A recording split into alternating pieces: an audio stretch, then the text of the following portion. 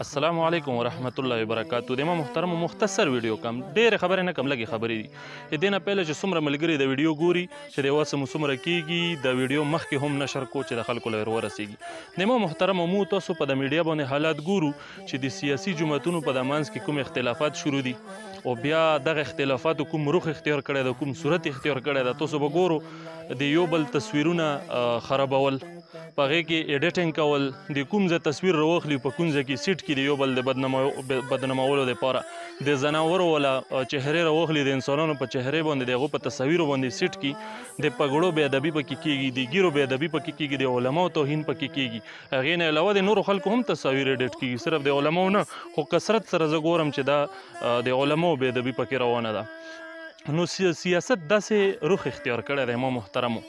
نو زه تاسو له دا خبره نه کوم چې د څومره ګناه ده او په دې باندې مطلب دا چې انسان کوم حد له رسي چې داسې قسم حرکات کوي. نو زه به تاسو له صرف یو انداسې لکه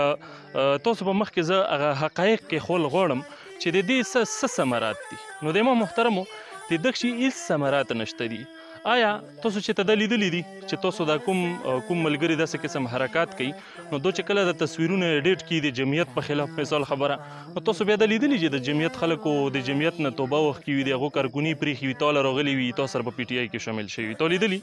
نه.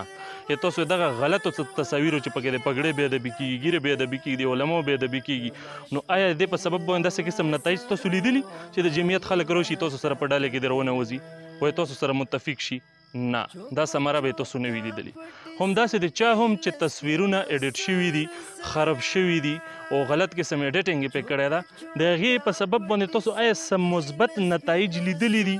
چې چاله څوک چې داسې قسم حرکات کوي د هغو جماعت له څه فایده رسېدلي؟ نه، هېڅ فایده یې چاله نه ده رسېدلی.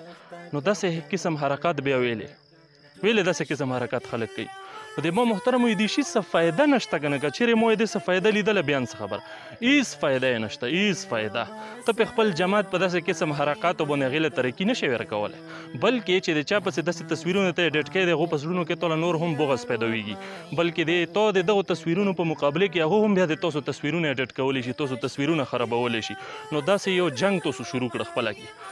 او بل په اخر کې به زه تاسو له دا خبره هم وکم، یوه ضروري خبره، چې ګوره د کوم اختلافات چې منځ کې د سیاسي خلکو روان دي که نه د پرټو، په دې کې یوه بله طبقه هم ده چې هغه خپل کار وباسي، فایده یې اخلي دغو اختلافاتو نه او د عوامو د ګډوډولو ښه برابر کوشش کوي د سیاست په اړ کې. د ما محترمو هغې له ویلی شي ملحدین، د ملحدینو د دین دشمنانو والا چې کومه طبقه ده د الله نه منکر خلک چې کوم دي، دغه طبقه چې کومه ده دو په داسې حالاتو کې خپل کار وباسي. ګوره دا واوره، سیاسي کارکون که د هر یو جماعت وي چې هغه مسلمان وي، هغه به کله هم دا جرأت ونه کړي چې د پګړۍ بې ادبي وکړي، د ګیرې بې ادبي وکړي، د سنتو بې ادبي وکړي، د علماو بې ادبي وکړي. قسم بالله چې دی له به غاړه کېنوي. هسې بعضې کمګلان خلک به وي چې کلمې ولري خو غلط شوي دي، بس هغه داسې به وي چې د یوټیوب او د فیسبوک چې کوم ماحول له دې ګډوډ کړي دي. خو لیکن کثرت سره کار ګوره ملحدینو شروع کړی ده. ښه، یو مسلمان سړی به دې شي له ګوره غاړه کېنږدي او نه به دغه حرکات وکړي چې د کوم څه د علماو پسې شروع دي. خو دغه قسم حرکات چې شروع دي، چې سندرې جوړېږي، د پګړۍ بې ادبي ده، د ګیرې بې ادبي ده، د عالم بې ادبي ده، نو والله بالله چې دې کې ملحدین ډېر زیات ملوث دي. ښه، د الله دشمنان چې کوم دي که نه، چې په یوه دین هم نه دي، بیخي د الله د ذات نه هم منکر دي، هغو داسې ټینګې د عوامو د خپلولو او په عوامو کې خپل غلط عقاید او نظریات پیلولو دپاره بهترینه موقع دغه موندلې ده. نو دې ټینګې ګوره لږ ویښ اوسېږو، وده کېږو مه ویښ اوسېږو. دغه خلک هم ګوره په تاسو کې موجود دي. ښه، هر یو پوسټ مه نشر کوو، هر یو تصویر مه نشر کوو، کوم سندرې جوړېږي اوس دا ګوره دی دغو خلکو کار ده او دغه خلک پکې ملوث دي او دو د دې شي نه ګوره دغه فایده یې چتوي. نو کوشش دا وکړو چې د دو په چال کې ران نشو. ګوره اوس مسله ده چې خپله کې خو مو حالات دغه شانتې دي، پوه چې یو بل له څه فایده د تاسو دغه تصاویرو له نه رسېږي، خو البته معاشرې له مو ښه زبردست نقصان ور کړه. دا ماشومان بچي چې د فیسبوکونو له نوستي، یوټیوب له نوستي، تاسو د تصاویر ګوري، تاسو د ویډیوګانې ګوري، یو بل له چې کوم د کنځلې کوو دغه ګوري، د یو بل پسې چې کوم پروپیګنډې کوو رد بد په یو بل باندې الزامات لګو چې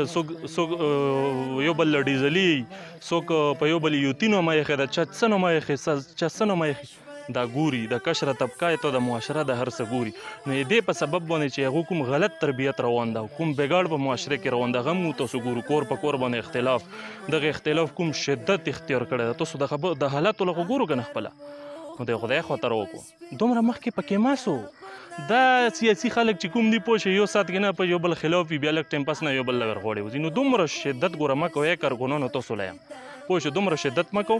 د یو بل مقابله بالکل وکړو خو په دلایلو سره دا تاسو ثابت کو او داسې دلایل پیش کو چې موږ هم پته ولګي موږ د غوړو چې موږ خبر شو چې ملک له کومې پارټۍ فایده ورسول او ملک له کومې پارټۍ نقصان ورسول داسې کار وکړو داسې دلایل یو بل سره په اخلاقي لیول کې پیش کو اخلاق سره د یو بل غله بې ادبۍ او زیړو کنځلو او غلطو تصاویرو له ضرورت نشته نو د دلایلو مقابله یو بل سره وکړو چې حقایق رو څرګند شي یو بل پسې سپکو تورو له هیڅ ضرورت نشته نو د ما محترم غرض مې دا چې داسې قسم حرکاتو نه ځان بچ کو د معاشرې حالات زه ګورم پوه شي خرابېږي د وړکو پوه شي اخلاق ګډوډېږي او په غلط لارې باندې پوه شوې کشره طبقه د خامخا چې حالت ګوري هغه ذهني لیول بدل شي نو د دې شي نه اجتناب وکړو او د یو بل سره چې خامخا مقابله کوو نو په دلایلو سره وکړو په اخلاقو سره وکړو چې خلکو له حقایق څرګند شي چې څوک په سور هبو کې فضول قسم د حرکاتو نه اجتناب وکړو د هیڅ فایده نشته که چیرې څه فایده بیان تاسو خبره په خبره تاسو خیر ته سوچ وکړو السلام علیکم ورحمت الله وبرکاته